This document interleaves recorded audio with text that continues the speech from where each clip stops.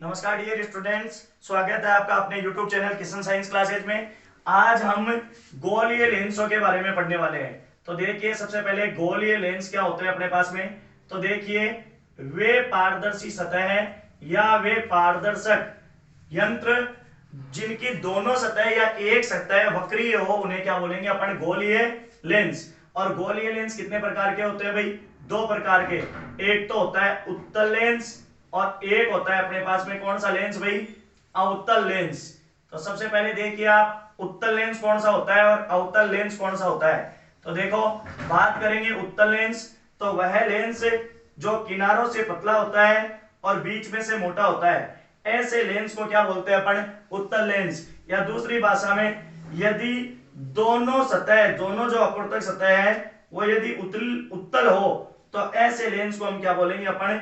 उत्तल लेंस। अवतल लेंस जो किनारों से मोटा और बीच में से पतला होता है, तो ऐसे लेंस को हम क्या बोलते हैं? अवतल लेंस बोलते हैं।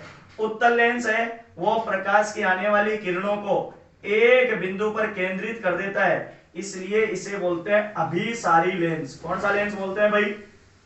अभिसारी लेंस। अब देखो, हम यदि बात करें अवतल लेंस की, तो अवतल लेंस पर आने वाली प्रकाश की किरणें फैल जाती है और फैलने को हम बोलते हैं अपसरण। तो इसलिए इस लेंस को बोलते हैं क्या भाई? अपसारी लेंस। अब देखो, यदि हम बात करेंगे लेंसों से संबंधित कुछ एक परिभाषाएं। तो सबसे पहले हम बात करते हैं वक्रता केंद्र। तो देखो, वक्रता केंद्र क्या होता है? वक्रता केंद्र, तो देखो हमने बताया अभी या थोड़ी देर पहले पढ़ा कि लेंस की दोनों सतह क्या होती है भाई? वक्रीय होती है। तो देखो, इन सतहों को किसी गोले का कटा हुआ भाग माना जा सकता है और उस गोले के केंद्र बिंदु को हम क्या बोलते हैं भाई? वक्रता केंद्र। अगर लेफ्ट हैंड साइड में इसको C1 बोलते हैं और जो राइट हैंड साइड है इसको क्या बोलते हैं? C2। तो देखो, यदि उत्तल लेंस के लिए इस हिसाब से स्थिति बन जाएगी और अवतल लेंस के लिए यदि बात करें, तो दोनों जो अपने पास में जो अपवर्तक सतह है, इसके केंद्र बिंदु को इसे किसी गोले का कटा हुआ भाग माना जा सकता है और उस गोले के केंद्र बिंदु को क्या बोलेंगे? वक्रता केंद्र C1 और C2। तो लिख सकते हैं गोलीय लेंस, गोलीय लेंसों की सतहों को किसी खोखले गोले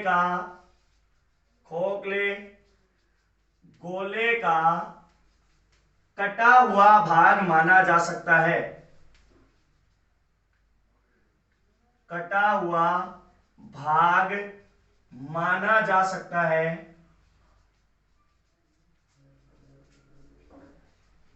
इस गोले के केंद्र को वक्रता केंद्र कहते हैं। अब बात करेंगे वक्रता त्रिज्या। तो हम लिख सकते हैं भाई, गोलीय लेंसों को किसी गोले का कटा हुआ भाग माना जा सकता है और उस गोले की त्रिज्या को क्या बोलेंगे अपन? वक्रता त्रिज्या। तो हम लिख सकते हैं, क्या लिख सकते हैं भाई वक्रता त्रिज्या की जगह? कि खोखले गोले का कटा हुआ भाग माना जा सकता है, तो वक्रता त्रिज्या। तो लिखेंगे लेंसों की सतह को किसी गोले का कटा भाग माना जा सकता है।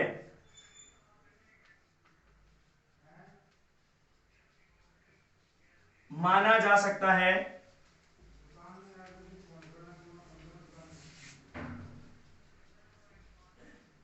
उस गोले की त्रिज्या को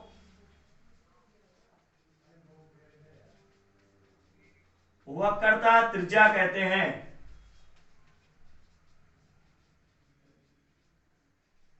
अब देखो, हम अगली बात करेंगे मुख्य अक्ष। तो देखो, वक्रता केंद्र C1 व C2 से जाने वाली काल्पनिक अक्ष को मुख्य अक्ष बोलते हैं। तो हम लिख सकते हैं वक्रता केंद्र C1 व C2 से गुजरने वाली काल्पनिक प्रकाश किरण को मुख्य अक्ष प्रिंसिपल एक्सिस कहते हैं।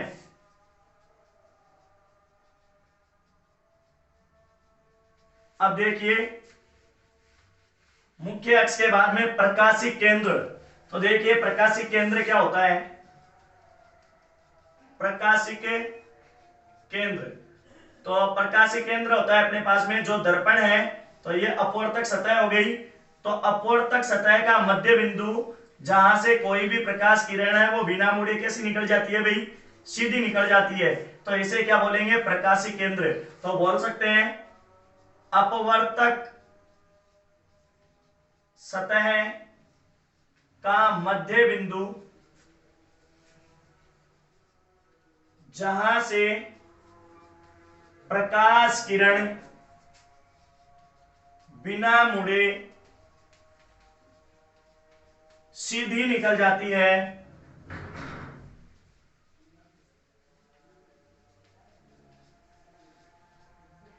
उस बिंदु को प्रकाशिक केंद्र ओ कहते हैं। अब देखिए मुख्य फोकस, तो मुख्य फोकस बिंदु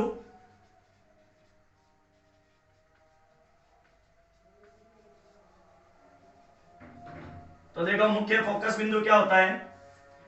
मुख्य अक्ष के समांतर आने वाली C1 और C2 को मिलाने वाली काल्पनिक रेखा मुख्य अक्ष, मुख्य अक्ष के समांतर आने वाली प्रकाश की किरण अपवर्तन के पश्चात एक बिंदु पर मिलती है, या अवतल लेंस के लिए जब मुख्य अक्ष के समांतर कोई प्रकाश की किरण आएगी तो ये अपसरित हो जाएगी और ये एक बिंदु पर मिलती हुई प्रतीत होती है, तो इस बिंदु को बोलते हैं मुख्य फोकस। तो लिख सकते हैं अपन क्या? मुख्य अक्ष के समांतर आने वाली प्रकाश किरणें, मुख्य अक्ष के समांतर आने वाली प्रकाश किरणें जिस बिंदु पर मिलती है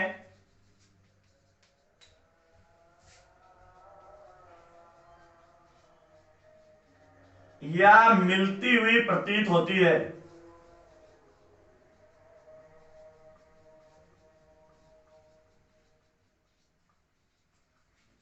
उस बिंदु को मुख्य फोकस कहते हैं।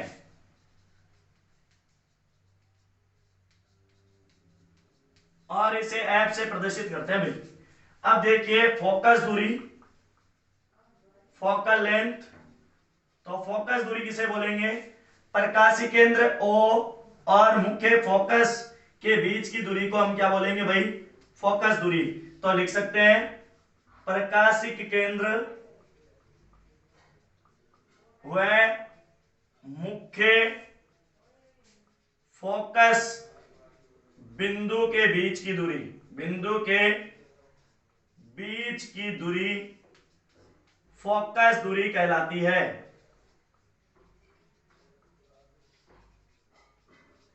ये तो देखो हमने पढ़ ली सामान्य से इनकी जो परिभाषाएं थी वो परिभाषाएं। अब हम पढ़ने वाले हैं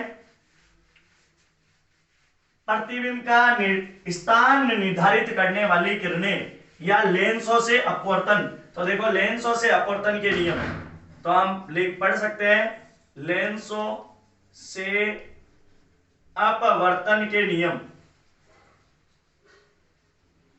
देखो सबसे पहली बात तो मुख्य अक्ष के समांतर आने वाली प्रकाश किरण, मुख्य अक्ष के समांतर आने वाली प्रकाश किरण। तो देखिए भाई सबसे पहले जो किनारों से पतला और बीच में से मोटा, तो ऐसा लेंस हो गया मुख्य, जो अपना उत्तल लेंस। C1 और C2 को मिलाने वाली काल्पनिक रेखा मुख्य अक्ष। और यदि कोई लेंस जो किनारों से मोटा और बीच में से पतला है तो ऐसा लेंस हो गया अवतल लेंस। और C1 और C2 को मिलाने वाली जो काल्पनिक रेखा है उसे क्या बोलेंगे, मुख्य अक्ष। यदि कोई प्रकाश की किरणें मुख्य अक्ष के समांतर आएगी तो वह अपवर्तित होकर मुख्य फोकस बिंदु से गुजरेगी। और देखो, यदि कोई प्रकाश की किरण मुख्य अक्ष के समांतर आकर अवतल दर्पण से अपवर्तित होती है तो जाहिर सी बात है वो फैल जाती है, लेकिन इसको जब पीछे की ओर बढ़ाते हैं तो ये एक बिंदु से आती हुई प्रतीत होती है।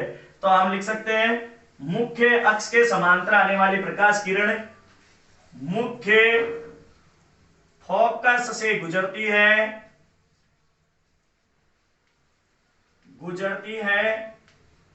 ये तो हो गया उत्तल लेंस के लिए। और अवतल लेंस के लिए या गुजरती हुई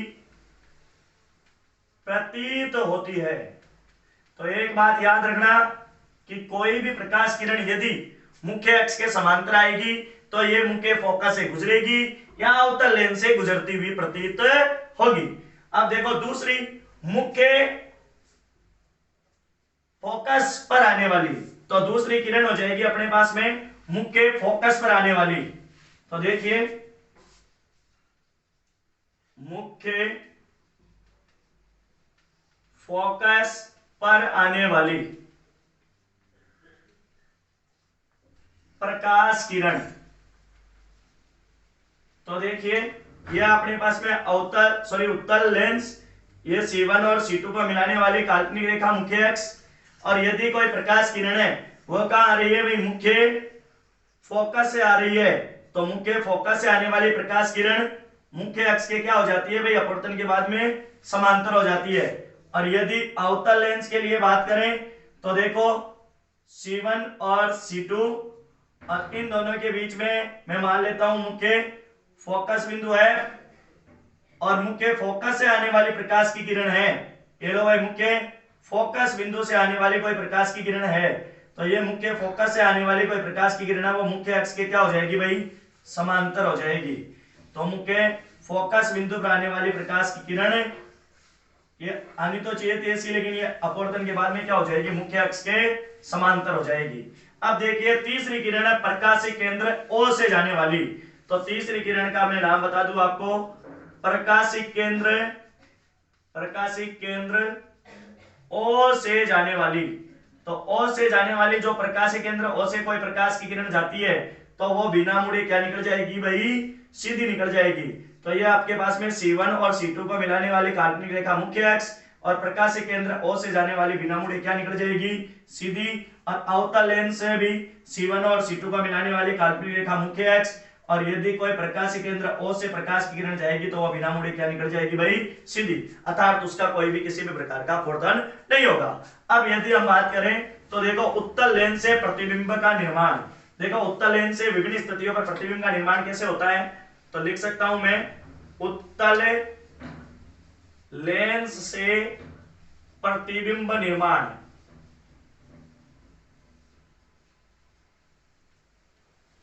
अब देखो, जब वस्तु अनंत पर हो, पहले स्थिति हो गई जब वस्तु कहां हो भाई, अनंत पर स्थित हो।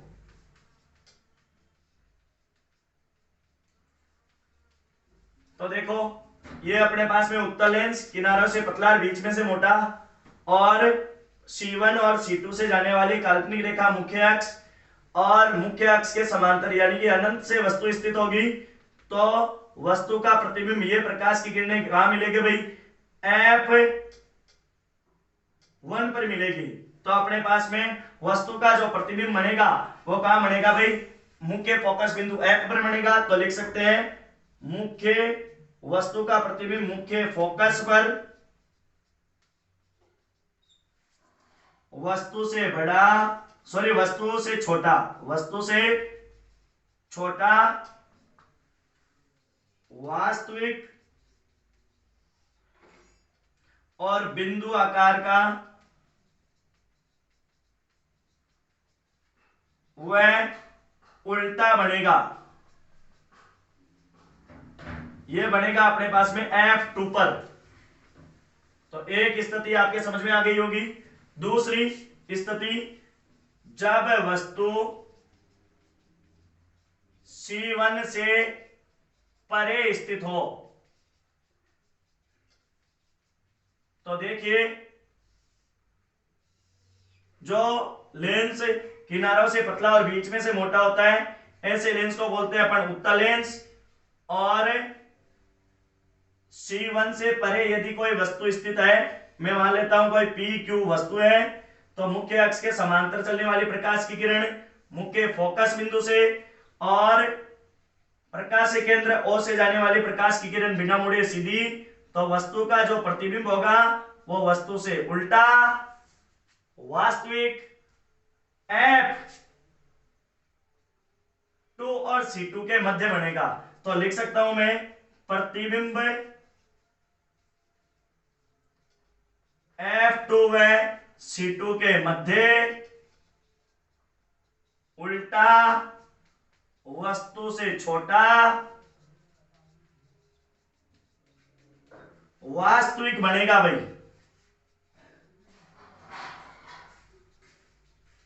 अब देखो तीसरी स्थिति, जब वस्तु C1 पर स्थित हो, तो हम लिख सकते हैं तीसरी स्थिति में जब वस्तु C1 पर स्थित हो, तो देखो उत्तल लेंस जो किनारों से पतला हो बीच में से मोटा हो, C1 व C2 से जाने वाली प्रकाश की किरण C1 और C2 से जाने वाली प्रकाश की किरण मुख्य अक्ष, और जब वस्तु C1 पर स्थित होती है तो मुख्य अक्ष के समांतर चलने वाली प्रकाश की किरण मुख्य फोकस बिंदु से तथा प्रकाश केंद्र O से जाने वाली प्रकाश किरण बिना मुड़े सीधी, वस्तु का जो प्रतिबिंब है वो C2 पर बनेगा, उल्टा बनेगा, वस्तु के बराबर बनेगा और वास्तविक बनेगा। तो लिख सकते हैं प्रतिबिंब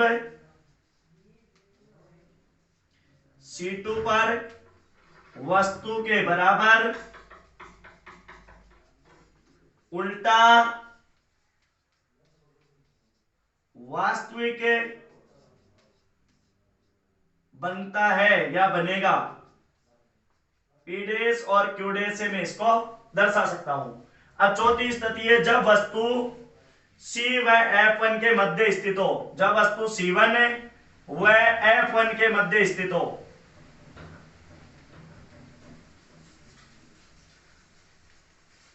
तो देखिए उत्तल लेंस जो किनारों से तो क्या होता है पतला और बीच में से मोटा, और C1 और C2 से जाने वाली जो काल्पनिक रेखा है उसे क्या बोलेंगे मुख्य अक्ष, और मुख्य अक्ष और F1 के मध्य यदि कोई वस्तु स्थित है तो मुख्य अक्ष के समांतर चलने वाली प्रकाश की किरण मुख्य फोकस बिंदु से F2 से, और देखो प्रकाश केंद्र O से जाने वाली प्रकाश की किरण बिना मुड़े सीधी, वस्तु का जो प्रतिबिंब है वो क्या बनेगा भाई C2 से परे उल्टा और वस्तु से बड़ा बनेगा।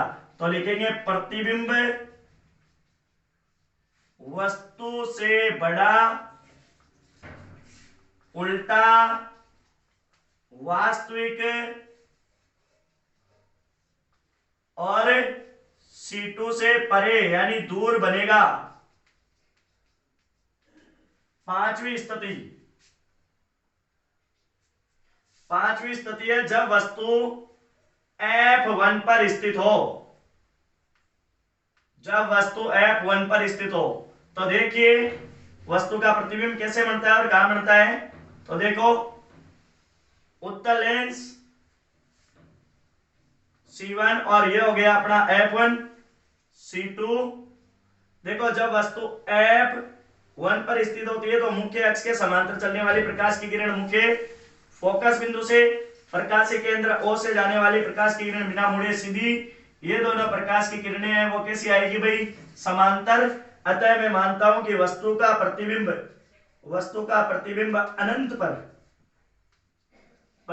अनंत पर उल्टा वास्तविक वह वस्तु से बड़ा बनेगा।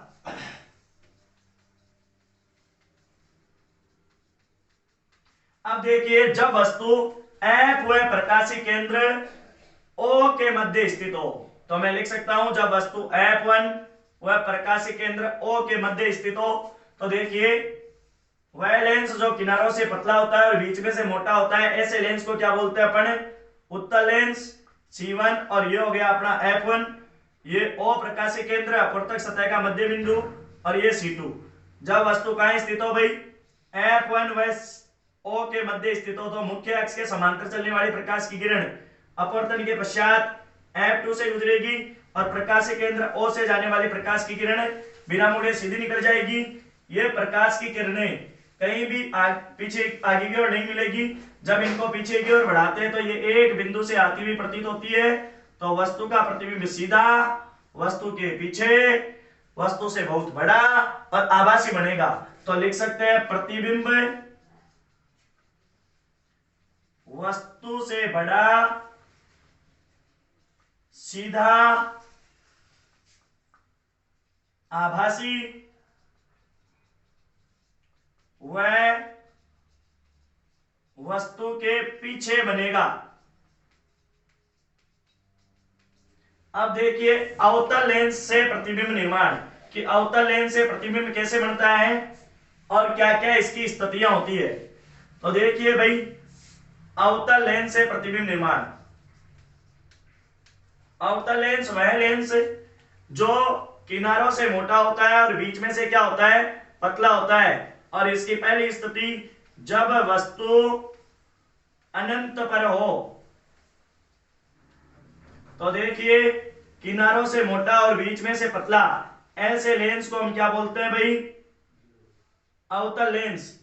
और C1 व C2 से जाने वाली जो काल्पनिक रेखा है इसे क्या बोलते हैं, मुख्य अक्ष। जब वस्तु अनंत पर होती है तो मुख्य अक्ष के समांतर आने वाली प्रकाश की किरण अपवर्तन के पश्चात फैल जाती है भाई। और जब इनको पीछे की ओर बढ़ाते हैं तो ये एक बिंदु से आती हुई प्रतीत होती है। तो वस्तु का प्रतिबिंब बिंदु आकार का F1 पर सीधा और आभासी बनता है, क्योंकि वास्तव में प्रतिबिंब जो किरणें वो मिल नहीं रही है। तो लिख सकते हैं वस्तु का प्रतिबिंब F1 पर सीधा, आभासी वह छोटा बनेगा। अब देखो हम बात करते हैं जब वस्तु अवतल लेंस के सामने स्थित हो। जब वस्तु अवतल लेंस के सामने स्थित हो तो देखिए अवतल लेंस जो किनारों से तो मोटा होता है और बीच से क्या होता है भाई, पतला होता है। और C1 और C2 से जाने वाली काल्पनिक रेखा मुख्य अक्ष। अब देखो जब कोई प्रकाश की किरण कहीं भी यदि हम वस्तु पर स्थित करेंगे तो देखो मुख्य अक्ष के समांतर जाने वाली प्रकाश की किरण क्या हो जाएगी भाई, अपवर्तन के पश्चात फैल जाएगी।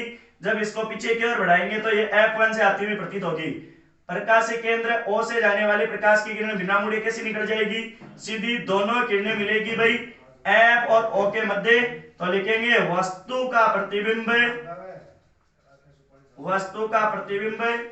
F1 व O के मध्य सीधा,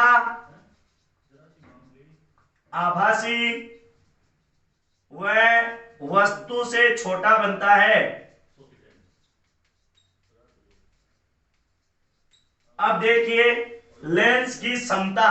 तो देखो लेंस की समता क्या होती है, लेंस द्वारा किन्हीं प्रकाश की किरणों को मोड़ना या आवर्धित करने की क्षमता को क्या बोलते हैं अपन, लेंस की समता।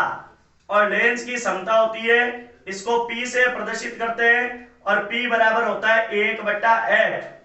ठीक है। और देखो लेंसों का संयोजन, यदि लेंसों को जोड़ दे तो उनकी क्षमता क्या होगी, तो लेंसों का संयोजन, तो लेंसों के संयोजन की जो क्षमता है तो ये हो जाएगी P टोटल बराबर P1 plus P2 plus P3। यदि n लेंस है तो ऐसे करते करते Pn तक आप इनकी क्षमताओं को जोड़ देंगे।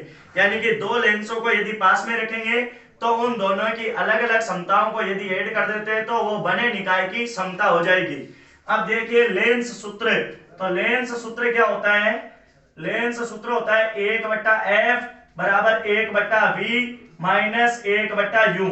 ये अपने पास में लेंस सूत्र है।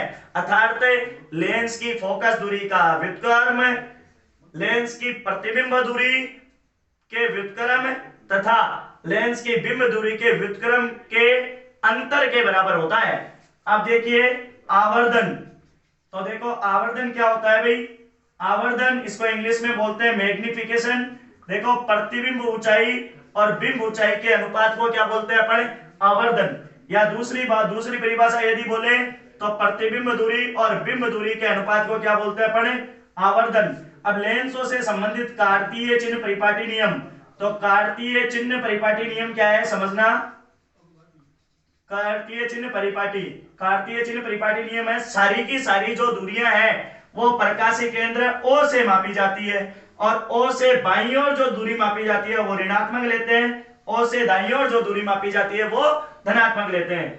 ऊपर की ओर मापी गई दूरी हमेशा धनात्मक ली जाती है, नीचे की ओर मापी गई दूरी हमेशा ऋणात्मक ली जाती है। और उत्तल लेंस होता है ना, उत्तल लेंस की जो फोकस दूरी होती है, उत्तल लेंस की फोकस दूरी, ये फोकस दूरी आपके पास में होती है भाई पॉजिटिव, और अवतल लेंस की फोकस दूरी है, अवतल लेंस की फोकस दूरी है होती है भाई नेगेटिव। और मैं आपको बता देता हूं, देखो निकट दृष्टि दोष, तो निकट में 3 शब्द है तो इसमें एक और जोड़ दो तो 4, यानी निकट दृष्टि दोष में, कौन से दोष में, निकट दृष्टि दोष में 4 का मतलब हो गया अवतल लेंस का उपयोग होता है। कौन से लेंस का उपयोग होता है, अवतल। अब देखो बात करते हैं दूर दृष्टि दोष की, तो दूर दृष्टि दोष के लिए बात करें, आप कभी भी नहीं भूलोगे, दूर में 2 शब्द है, इसमें एक और ऐड कर दो, कितने हो गए 3। और कौन से लेंस में 3 शब्द है, उत्तल लेंस में, तो उत्तल लेंस का उपयोग होता है। अब आपने देखा होगा कहीं आप घूमने जाते हैं और बड़े टावर को देखते हैं या फिर बड़े पर्वत को देखते हैं, तो जैसे जैसे आप पास में जाते हैं आपको ऐसा दिखता है कि पर्वत क्या होता जा रहा है भाई, ऊंचा, जो दूर जाता जा रहा है। वो दूर आपको क्यों नजर आया, क्योंकि आपकी आंख में उत्तल लेंस लगा हुआ है, आप बहुत दूर थे तो वस्तु का प्रतिबिंब C और F के मध्य ऐसे करते करते करते करते वस्तु का प्रतिबिंब दूर जाता गया, और इस तरीके से आपको क्या दिखता है भाई, जो पर्वत है या जो लंबा टावर है वो क्या जा रहा है, हमसे दूर जा रहा है। हमने आपको लेंस से जो प्रतिबिंब बनते हैं उनके निर्माण को समझा दिया। आपको यदि हमारा वीडियो बहुत अच्छा लगा हो तो आप लाइक करना, शेयर करना, कमेंट करना। धन्यवाद।